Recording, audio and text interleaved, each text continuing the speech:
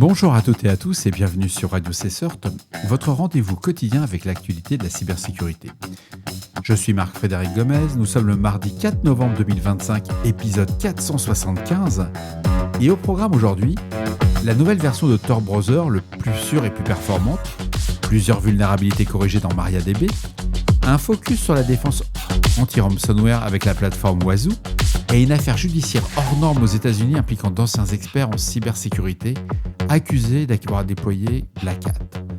On parlera aussi d'une faille critique dans le thème WordPress Job Monster, activement exploité par les attaquants, et d'un vaste réseau international de blanchiment en crypto-monnaie démantelé par Eurojust. Pour rappel, l'ensemble des sources utilisées pour faire ce podcast sont disponibles sur le site de radiocessor.org ainsi que dans la description des épisodes. Et si vous êtes un nouvel éditeur, n'hésitez pas à vous abonner au podcast Radio CSERT. Le projet Tor a publié le navigateur Tor Browser 15.0 basé sur Firefox ESR 140. Cette version intègre 1 an de correctifs de sécurité issus de Firefox. Il y a environ 200 anomalies qui ont été vérifiées durant l'audit ESR annuel. Et concernant la version pour ordinateur, le navigateur a ajouté les onglets verticaux et les groupes d'onglets pour plus simple à organiser. L'adresse unifiée permet de changer de moteur de recherche ou d'accéder aux favoris depuis un seul menu. Et chaque session reste bien entendu privée et se vide à la fermeture du navigateur. Donc vous pouvez toujours continuer à naviguer sur certains sites pour adultes, par exemple. Sur Android, un verrouillage d'écran protège des onglets lorsque l'application reste ouverte en arrière-plan. Le déverrouillage s'effectue par empreinte, visage ou code, et les données sont effacées à la fermeture comme sur la version pour ordinateur. Le projet Tor a précisé que la version 15.0 est la dernière à supporter Android 5, 6 et 7, ainsi que les processeurs x86 sur Android et Linux. Ces compatibilités seront retirées avec la version Tor Browser 16.0, prévue mi-2026. En supplément, le WebAssembly est désormais contrôlé par NoScript. Il reste bloqué dans les niveaux de sécurité Safer et Safest, mais fonctionne pour le lecteur PDF intégré. Les utilisateurs ayant modifié la préférence javascript.option.wasm verront leur configuration classée personnalisée. On a quand même 2 anomalies qui sont signalées, un redimensionnement de fenêtres et une variation du letterboxing lors du lancement. Sur Android, certaines pages ne peuvent pas se charger après une mise à jour, il faut vider le cache pour corriger le problème.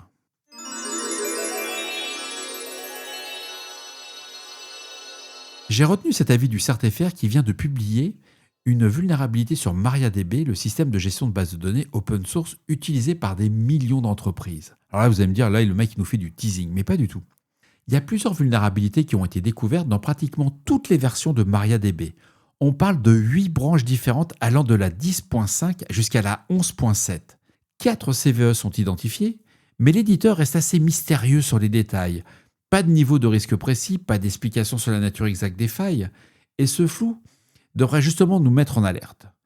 Alors la solution elle est simple, on va mettre à jour immédiatement MariaDB qui a publié des correctifs et accrochez-vous bien, le CERT-FR l'a publié le 4 novembre, les correctifs ont été publiés par la communauté le 7 mai 2025. Vous l'aurez compris, on ne réfléchit pas, on patch. Enfin, si vous n'avez pas patché depuis le mois de mai, vous méritez quoi. Donc, si vous utilisez des versions antérieures à la 10.11.8, à la 11.4.6 ou l'une des autres versions corrigées, vous êtes ponçable, vulnérable, vous allez vous faire poutrer quoi. Ou vous êtes déjà poutré mais vous ne le savez pas. Ah là là, c'est merveilleux le monde de la cyber.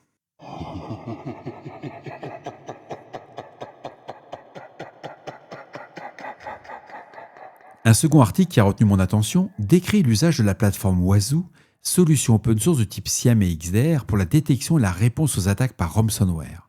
L'article est au bon niveau, je vous recommande fortement de le lire pour ceux qui sont passionnés par Wazoo.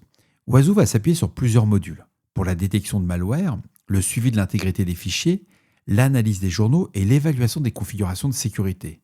Et ce texte va présenter 2 cas de détection, c'est ce que j'ai vraiment apprécié dans l'article. Le premier, c'est le ransomware Dodge Big Balls, dérivé de Fog et le ransomware Gunra. Pour Dodge Big Balls, Wazoo va repérer des commandes de reconnaissance comme le netconfig workstation, l'ipconfig/all ou le rootprint, voire un netstat-anno. Ce sont des règles spécifiques qui vont déclencher des alertes lorsque plusieurs fichiers de rançongiciel, tels que readme.txt, apparaissent dans divers répertoires. Alors il faut savoir qu'il y a un identifiant MIT qui est utilisé, c'est le T1486, et qui correspond au chiffrement des données lorsqu'un fichier suspect est détecté. La fonction Active Response exécute une analyse IARA et supprime automatiquement le fichier infecté tout en enregistrant l'action. Et pour Gunra, Wazoo va surveiller la création des fichiers de rançon du type read3adm3.txt et toutes les manipulations du volume Shadow Copy Services, qu'on appelle le VSS, du module AMSI.dll et des composants urlmon.dll. Les règles associées détectent les tentatives de suppression de sauvegarde ou de la désactivation des services antivirus, ainsi que de comptes administrateurs. Les techniques MITRE répertoriées vont inclure le T1543.003, le T1486, le T1562 et pour finir le 1562.002. En réponse, Wazoo va combiner la surveillance FIM avec VirusTotal pour supprimer automatiquement les fichiers identifiés comme malveillants. Ça peut sembler technique, mais quand vous n'avez pas beaucoup de moyens, vous avez un admin 6 qui est un peu un nerd ou un geek, ça vaut vraiment la peine parce que c'est quelque chose qui va vous amener à un niveau de maturité hyper intéressant. Par contre, ça ne se fait pas Yaka Faucon. Ça, c'est pas vrai. Le gars qui va vous vendre Yaka Faucon, c'est un consultant. Offrez-lui un compte sur Twitter, sur X, sur LinkedIn, il va s'amuser, quoi. Mais ce que j'ai trouvé assez génial dans cet article, c'est que l'ensemble des capacités vont renforcer une détection précoce, même si vous n'avez pas beaucoup de moyens financiers, et la réponse automatisée et la continuité des opérations face au ransomware. Si vous êtes une TPE, une PME, ça vaut un peu le coup de brûler un petit week-end à installer cette solution, parce qu'il y a l'installation de la solution, mais il y a surtout l'administration de celle-ci. Mais c'est passionnant. Personnellement, c'est des choses que j'ai déjà utilisées à plusieurs reprises sur des toutes petites structures, voire à titre individuel. C'est juste que ça demande beaucoup de passion, beaucoup d'engagement de la part de la personne qui va monter la plateforme. Mais alors derrière, c'est une dinguerie. Et dans certains logiciels commerciaux, vous n'arrivez pas à ce niveau, quoi. Je dois être un peu trop enflammé là. Le département de la justice des États-Unis a inculpé 3 ressortissants américains pour leur implication présumée dans plusieurs attaques au ransomware Black Hat, aussi connu sous le nom de ALPHV. Les faits se sont déroulés en mai et novembre 2023 et ont visé 5 entreprises américaines. Ce que j'ai trouvé intéressant, c'est qu'il y avait une société de dispositifs médicaux à Tampa, une entreprise pharmaceutique dans le Maryland, un cabinet médical et une société d'ingénierie en Californie, ainsi qu'un fabricant de drones en Virginie. Donc on est vraiment sur ce qu'on appelle de l'opportunisme. Les accusés sont Ryan Clifford, Goldberg, Kevin Tyler Martin et un complice non identifié basé en Floride. Goldberg était manager en réponse à incident chez Signia, tandis que Martin est le complice travaillant comme négociateur de rançon pour Digital Minds, société spécialisée pour le paiement de crypto-monnaies. Les 2 entreprises affirment avoir coopéré avec le FBI.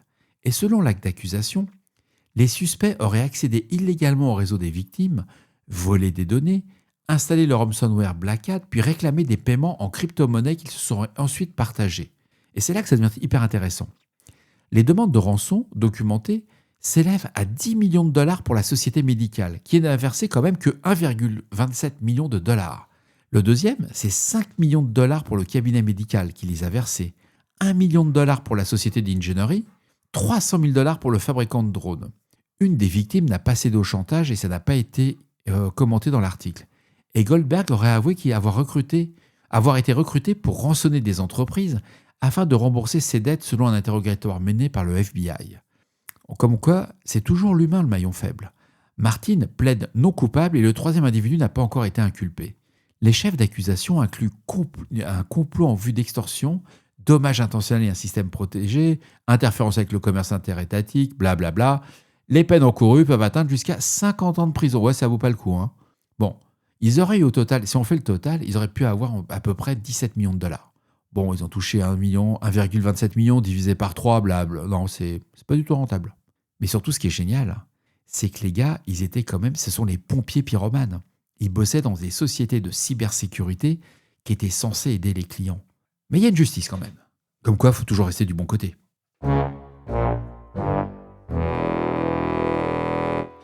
Des acteurs malveillants exploitent une vulnérabilité critique dans le thème WordPress Job Monster permettant la prise de contrôle de comptes d'administrateurs. La vulnérabilité, référencée sous la CVE 2025-5397, présente un score CVSS de 9.8. Elle affecte toutes les versions du thème jusqu'à la 4.8.1. Le problème provient de la fonction check login qui n'effectue pas correctement la vérification d'identité avant d'autoriser l'authentification, ainsi qu'un attaquant non authentifié peut bypasser la connexion standard et accéder au compte administrateur lorsque la fonctionnalité de connexion via les réseaux sociaux est activée. Cette option, appelée Social Login, permet de se connecter via Google, Facebook ou LinkedIn. Le thème fait confiance aux données renvoyées par ces services sans les valider, autorisant des connexions falsifiées si l'adresse email ou l'identifiant de l'administrateur cible est connu.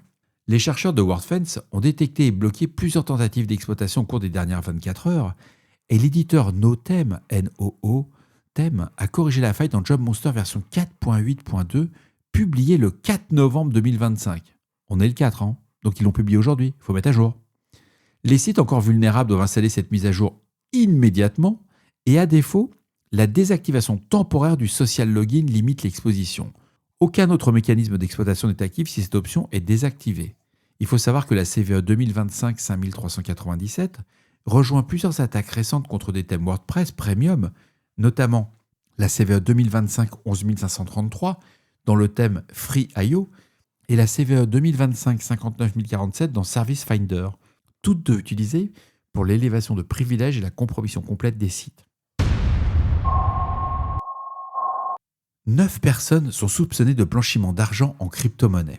Ils ont été arrêtés lors d'une opération coordonnée menée simultanément dans 3 pays. Les suspects auraient mis en place un réseau international responsable d'escroqueries totalisant plus de 600 millions d'euros. Ah oui, 600 millions d'euros.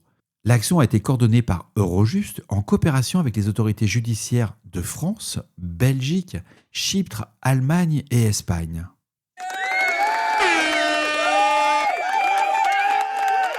Les enquêteurs indiquent que le réseau gérait des dizaines de fausses plateformes d'investissement en crypto-monnaie, imitant des sites légitimes et promettant des rendements élevés. Des victimes étaient recrutées par publicité sur les réseaux sociaux, appels téléphoniques, articles falsifiés ou faux témoignages de célébrités. Sur LinkedIn, c'est une dinguerie, ça fait plusieurs semaines qu'on le voit, si vous l'avez constaté. Vous avez des acteurs comme Paul Mirabel qui vous dit « Bah voilà, pendant que c'est pas avec mon salaire de comédien que j'ai gagné de l'argent, c'est en mettant 250 €, à la fin de l'émission, j'avais 900 €. Ils ont fait un photomontage qu'il monte sur un plateau, qu'il indique son arnaque. C'est gros comme une maison, mais ça passe plutôt bien. Alors, je tiens à rassurer tous les auditeurs et toutes les auditrices, quand on met 250 €, à moins que vous ayez un tuyau, ce qu'on appelle un délit d'initié, ou que vous êtes sur de la crypto-monnaie ultra volatile, en 1 heure, vous n'allez pas gagner 1000 €. Quoi, non, sinon, on le ferait tous. Mais c'est ça qui est assez extraordinaire, c'est que ça marche. 600 millions d'euros, ils ont quand même piqué. Les crypto-actifs collectés étaient ensuite blanchis via la blockchain, pour un total donc estimé à 600 millions d'euros, et les arrestations ont eu lieu le 27 et le 29 octobre 2025, avec une saisie de 800 000 € sur des comptes bancaires, 415 000 € de crypto-monnaie et 300 000 € en espèces. Bon, on est quand même très loin des 600 millions quand vous faites le calcul. Les perquisitions ont été réalisées en Chypre, en Espagne et en Allemagne. Alors les actions ont impliqué en France la Junalco et la Gendarmerie nationale, l'unité cyber, en Belgique le PPO Linkbourg et la police judiciaire fédérale, à Chypre le bureau du procureur général, la MOCAS et la police chypriote, en Allemagne le parquet de Cologne et la police criminelle de Cologne, et en Espagne le parquet de Barcelone, le tribunal de Villanovia, et la Geltrú, les Mossos d'Esquadra et la Policia Nacional. Bah c'est cool. En tout cas, bravo.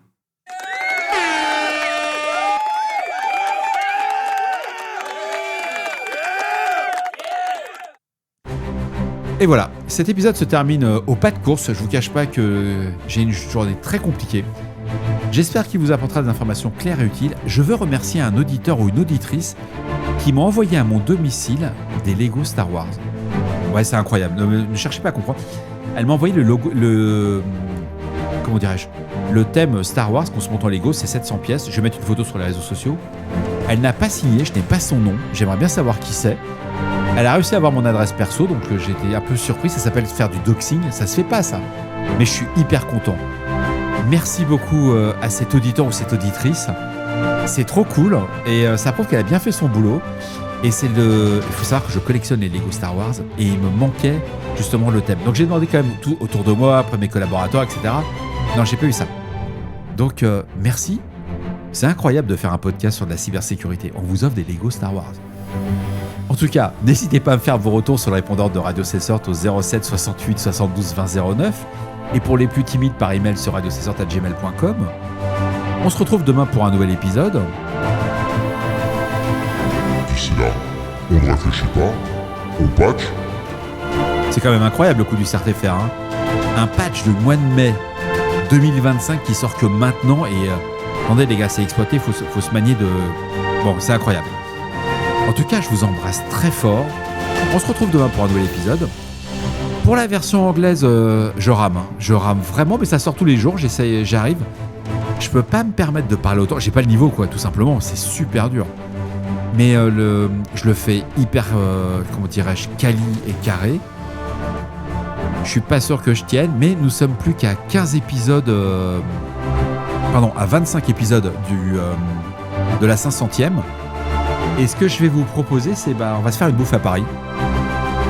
Si vous êtes tous d'accord, je vais mettre en place un système pour réserver un resto et voir comment on peut faire. Alors ça sera limité, malheureusement je peux pas inviter tous les auditeurs de Radio César. Je pense qu'il n'y a pas de resto assez grand. Mais on est plusieurs milliers quand même à écouter tous les jours. Je vais voir ce que je peux réserver une petite table et se faire hyper plaisir.